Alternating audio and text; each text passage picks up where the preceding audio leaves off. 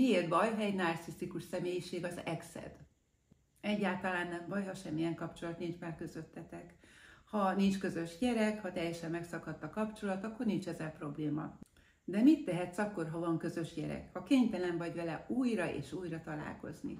Dolgotok van egymással, még nagyon hosszú ideig dolgotok van egymással. Varga Erika vagyok, az elvált szülők közötti kommunikáció helyreállításának szakértője. Ez azt jelenti, hogy meghallgatom a te speciális helyzetedet, feltárjuk a problémának a gyökerét, és ehhez képest kidolgozunk egy nagyon erőteljes stratégiát arra nézve, hogy ez a probléma hogy oldódjék meg, és onnétól hogy legyen könnyebb és egyszerűbb az életed. Nem csak a tiéd, hanem a gyermekedé is.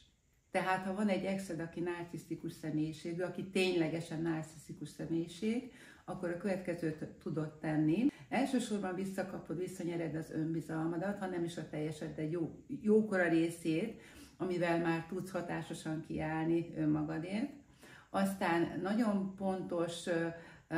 pontosan felvázoljuk és megnézzük azt, hogy mennyire narcisztikus személyiség a te volt párod, mert egyáltalán nem mindegy, ugyanis más a megközelítése, ha csak néhány jellemvonással rendelkezik, mint hogyha ekte narcisztikus a személyiség.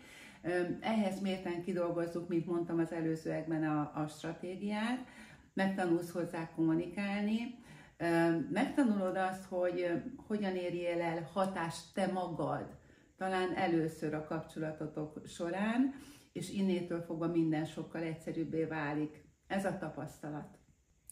Most nézzük meg, mi van, ha ez így marad. Ez egy nagyon sötét jövőképet vázol fel, és nem csak te számodra, hanem a gyermeketek számára is, hiszen folyamatosan fogja érezni azt a fajta feszültséget, ami belőled árad, és tényleg nem akarom nagyon sötétre festeni a jövőt, de ez a gyermek felnőve szakember segítségére fog szorulni, mert egyszerűen ezt élte meg, hogy nem tudok kiállni magamért, hogy az édesanyám vagy az édesapám se tudta ezt megtenni. Tehát kap egy olyan mintát, egy olyan negatív mintát, ami egy életre rányomja a bélyegét az ő létére. Mi történik veled, ha minden így marad, ahogy idáig volt? Te magad tudod legjobban, hogy mit élsz meg, hogy mennyire nehéz ez a szituáció, mennyire nehéz a narcisztikussal együtt működni. Tudod, hogy leértékel, tudod, hogy támad, most már meztelen a király, bármit megtehet, hiszen elváltatok, és nagyon nagy erővel fog lecsapni rád. Ez mindig így van, nem lehet szőnyeg alá söpörni ezt a problémát. Tehát ez abszolút megbénítja az életet.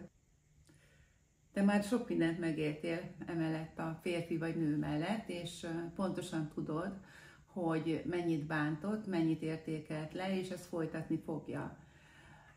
Birtokolni szeretne. Nem maradhat így, ez biztos, mert mindenre hatással lesz. Hatással lesz a munkádra, hatással lesz a jövőbeli párkapcsolataidra, hatással lesz az életed minden percére, mert neki ez a célja, hogy hasson. Semmi más nem kell tenned, mint felveszed velem a kapcsolatot, írsz üzenetet, felhívsz telefonon, írsz e-mailt, bármilyen lehetőséget megragadsz, hogy megismerhessem a te történetedet. És ehhez mérten nézzük meg, hogy tudok-e megoldást nyújtani neked.